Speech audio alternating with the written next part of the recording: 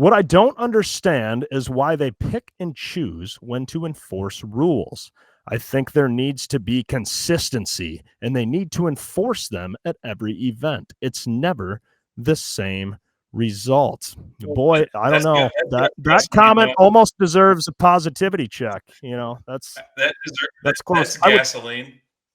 I would say it's hard to touch on that without knowing a specific topic. I feel like they're getting more consistent. I feel like things are getting better. Chase, top example of when consistency wasn't present in rules enforcement. 3, 2, 1, go. I don't.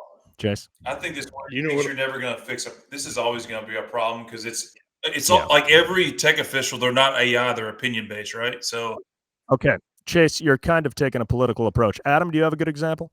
I don't know if it's a rule. I think there is a rule in the rule book somewhere, but usually the length of the track has something to do with that.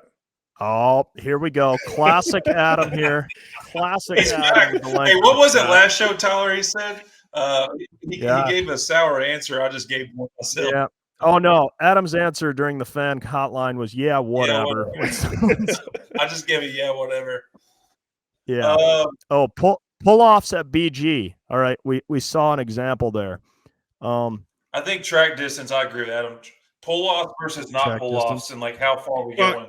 I think what I'm kind of mentioning there, and I understand it's a very hard subject to cross. Basically, it says in the rule book, I do believe, or it's been mentioned before, that the track is 350 feet. If anybody goes past that, especially the first puller in the class, that they will automatically reset the sled. And I think that's been touched on a couple times by a few people. And there's varying results when that happens. That is true, and we see Todd Morris here checking in. I guess I asked for examples, so we're getting them. It says, "Don't get me started on this because they, maybe I forgot about that one. Keyboard there because they something John Link last year at BG. They did. We covered it. Good job there. We covered it. We don't want to beat that dead horse. I would like to think if they could do that over again a different way. But they did, didn't they not, Adam? Did they not DQ somebody after that? Did they? Oh yeah, they did. Remember, but someone else got DQ'd, and someone came to me and said, "Well, you fuck that guy." I don't know. I do recall that after we had John on. So he got I can't remember the time and place, but it happened somewhere else. Braden Shramick, I saw it. Yeah, the ratchet strap. Orange Pro Stock got DQ'd for excessive flood. We also see Chase's run at the Pullers Championship. I mean, I feel like we covered that, and I feel like they owned that and said, well, if that's what happened, then in the heat of the moment, like we. I never got a sorry though. Yeah, well, it cost me my leg hair for about 6 months. It's back. By the way, it's back. You can't tell anymore now.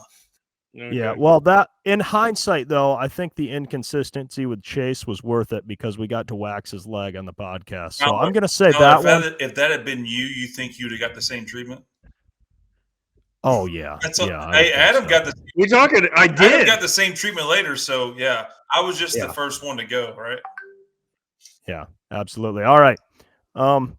I'd like to think they're getting more consistent, and I will say in the NTPA rules, one of the announcements is that effective the 1st of January in 2026, if on-track decision is contested, the NTPA appeal process must be followed. If appeal is accepted, NTPA has the right to consider using video for further evaluation while not mandatory. Guys, we talked about this on the show. We beat this dead horse. Why are we on pulloff.com? I'm trying to read NTPA. It's in Schultz's search history from 5 minutes ago.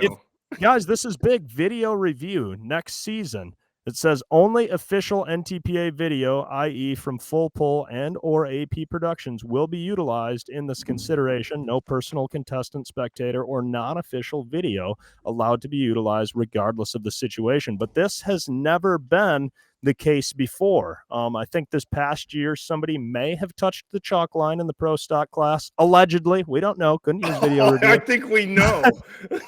But now they're saying you can contest it. They will review video and go from there.